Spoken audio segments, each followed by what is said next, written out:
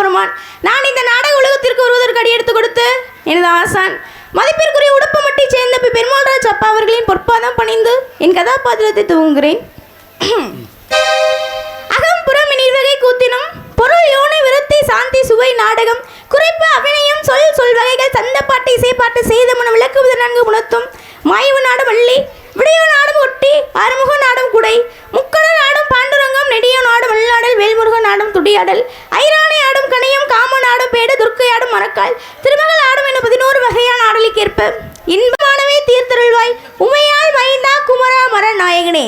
இப்படி எனக்கு உறவாக மட்டுமல்லாமல் என் இரு கண்களுக்கும் ஒரே நிலவாக இருக்கும் அந்த கந்தனை நினைத்து